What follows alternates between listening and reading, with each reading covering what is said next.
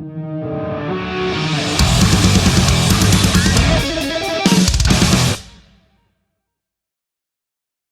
man, how are you going? Yeah, doing pretty good. Just doing the YouTube grind right now. And getting ready for this tour that we have coming up in China and obviously Australia too. Yeah, that's going to be wild, man. There's so many people that are so keen to see you guys down here.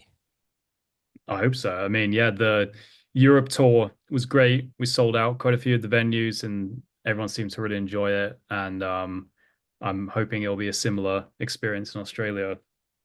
Was it pretty wild? Like getting out there and hitting the road together and getting that reaction instead of, obviously escape the internet's the tour title, but you're you're bringing things into reality. How is that?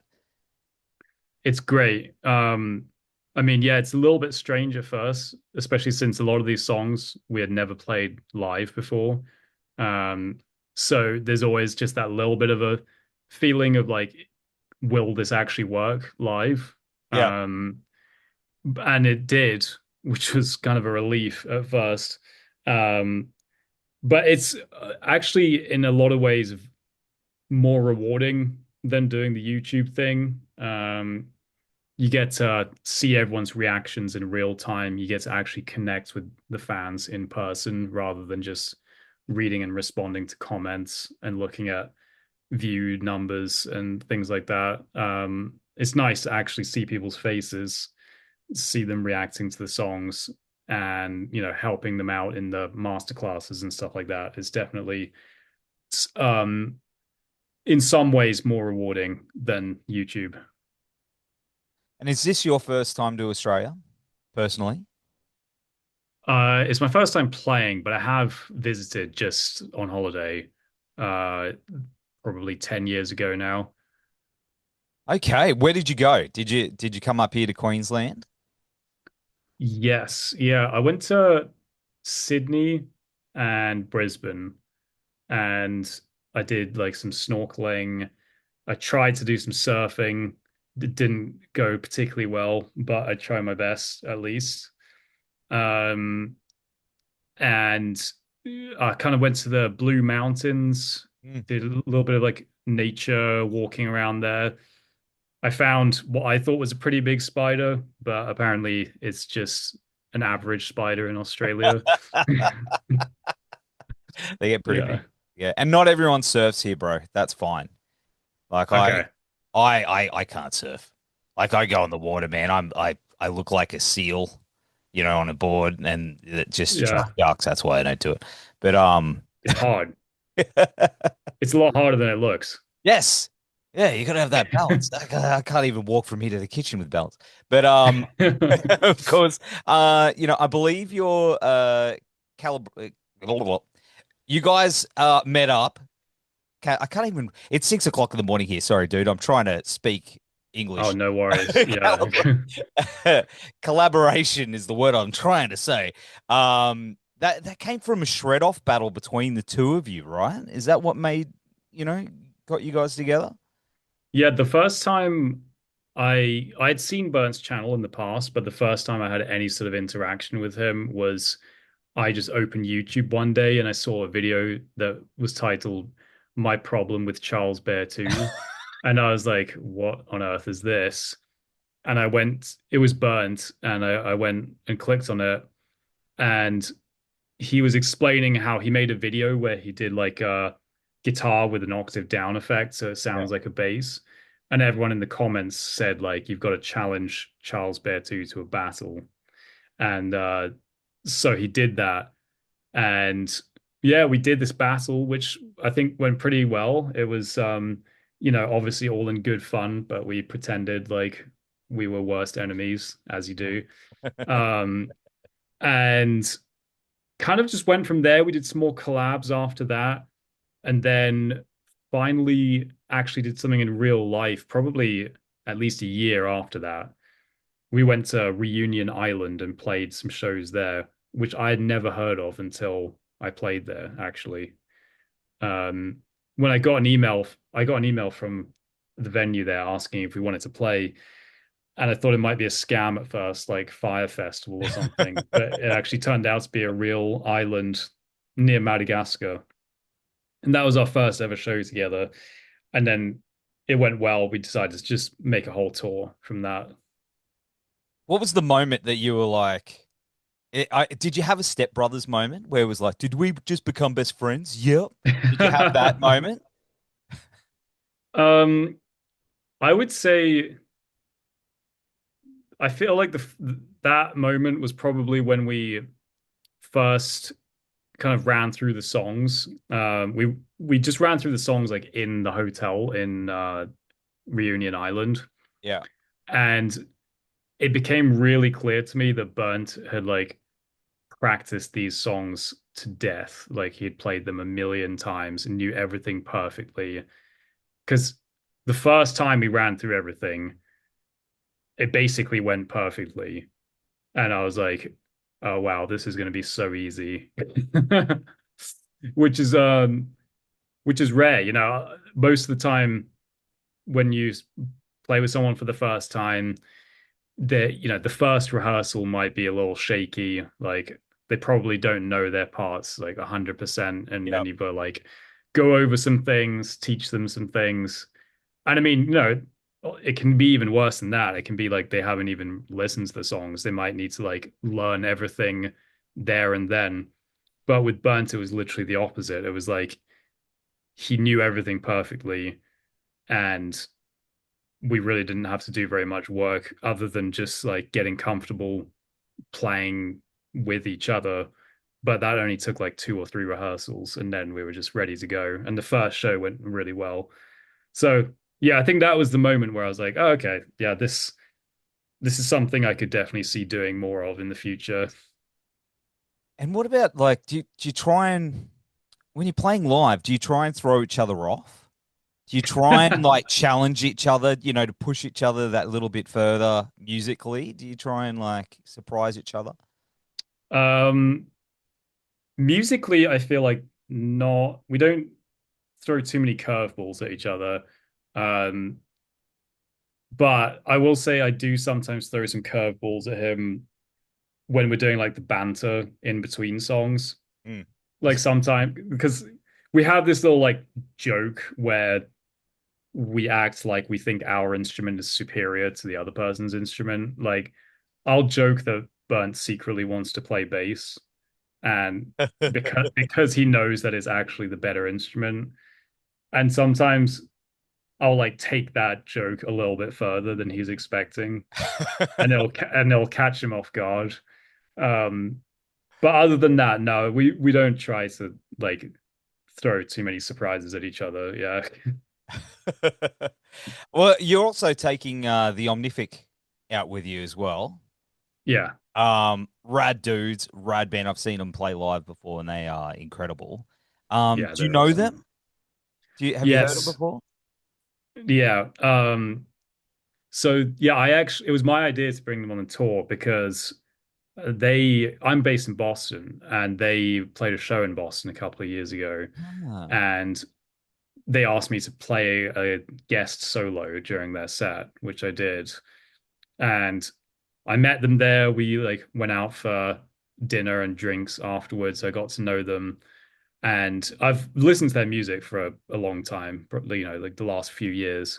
So I'm a fan of them. I'm a fan of their music. And when I found out they were playing in Australia, it was a pretty obvious decision to bring them on the tour, especially since they're like a bass focused yes. band as well, two bassists and a drummer. So there will be actually a point during the show where there's three bassists all playing together. Me and both of the Omnific guys. Um, so there'll finally be enough bass at that point.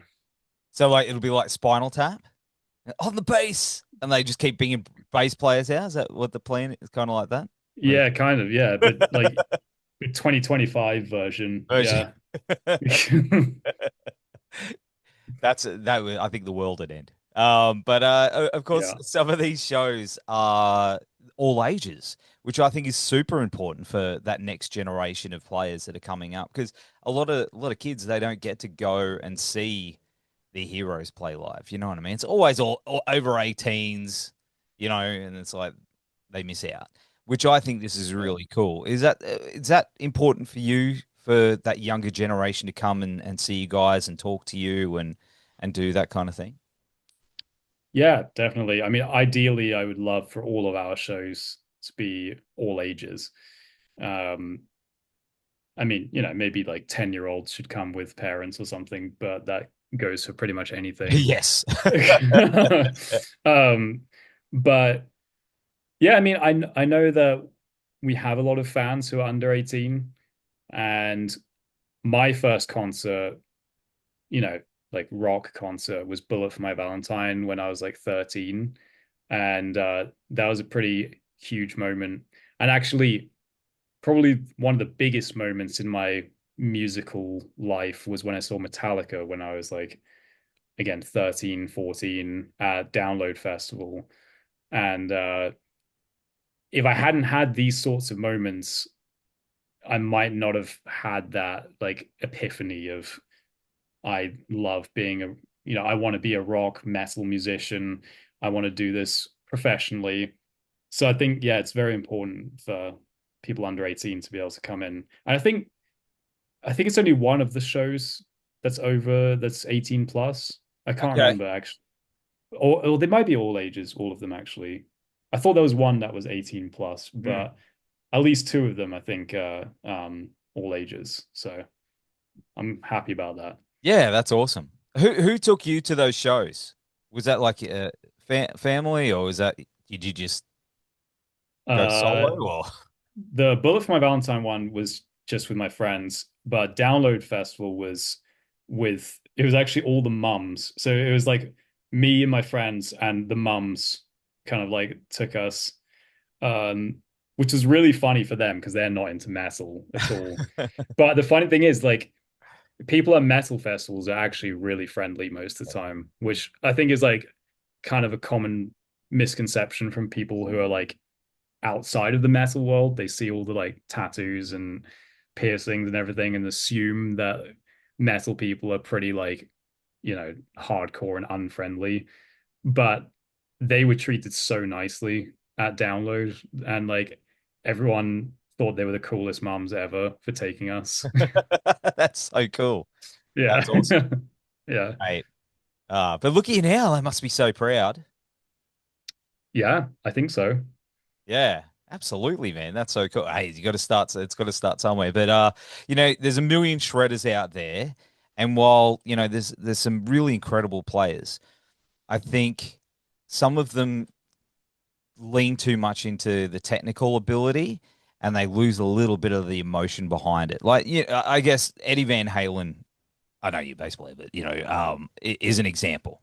You know, having the emotion in the solos and the playing and the technicality, I think is super important. And I think you tend to capture that with your instrument as well. You know how to play and write with emotion as well as keeping it technical. Do you think that that's something that is getting lost over time, or something that it needs to be rediscovered, or are there players out there maybe that you're noticing that are incorporating more emotive than just technical? Yeah. Um, I do think, like you said, there is a bit of a tendency to get overly technical. Um, I think my favorite music is where it combines technicality with emotion. Yes. I think that's where it's like peak. That's what makes me feel the most is when it's like technically amazing, but also clearly a lot of emotion behind it. Um, yeah, I mean, some music's got so crazy in terms of technicality, like some of the modern metal bands are just like absolutely insane. And it's like insanely impressive. Um, I would say I don't know if it's getting like if now things are like more technically focused and less emotionally focused Hmm. than previously. I always find it hard to like um make those kinds of like big sweeping statements.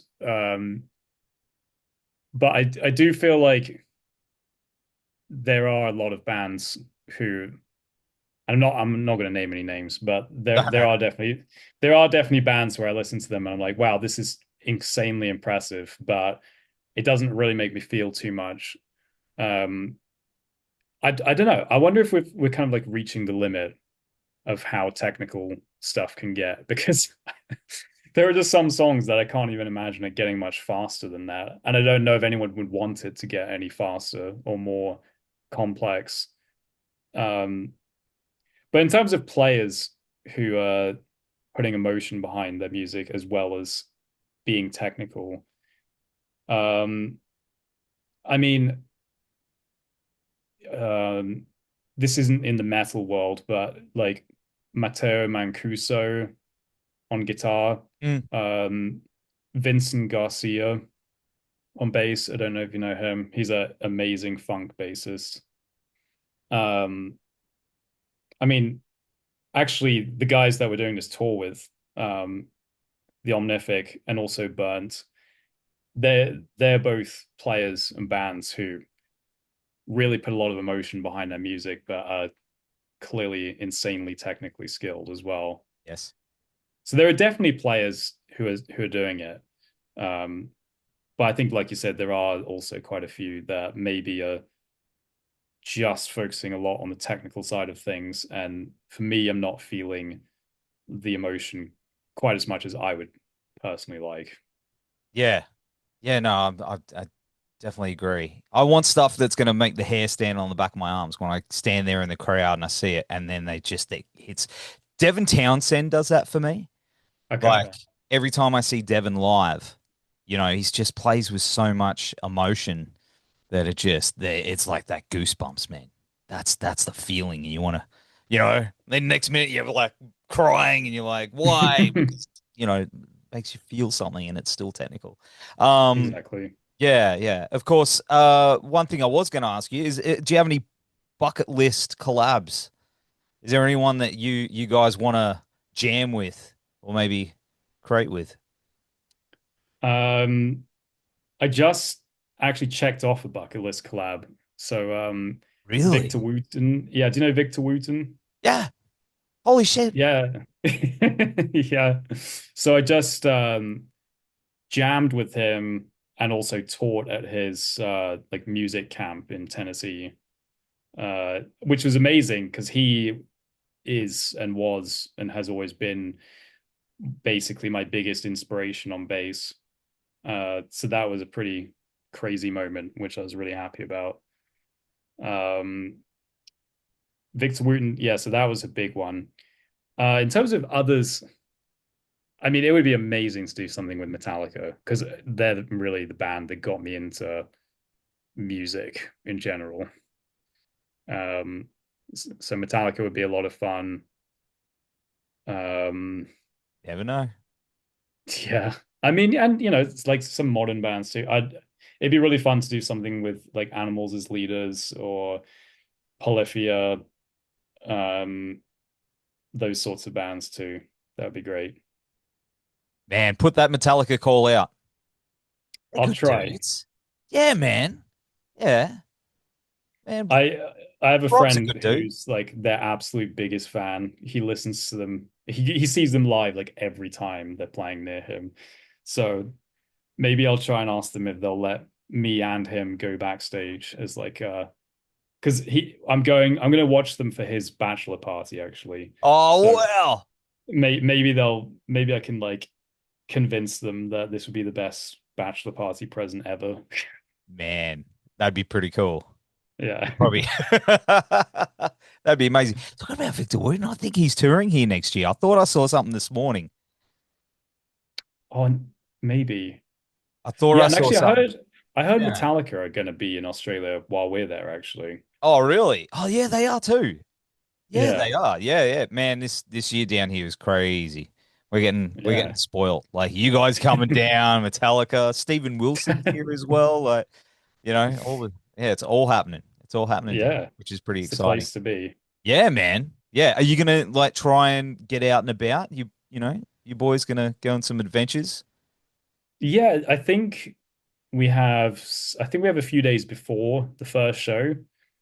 So I think because I think once the shows start, I don't know if we're gonna have much free time. Mm. Because it's just three shows in 3 days. But I think beforehand, yeah, we've got a few days where we'll be rehearsing, but also should get some time to, I don't know, go to the beach, or if you have any recommendations. I'm trying to remember what city we'll be in.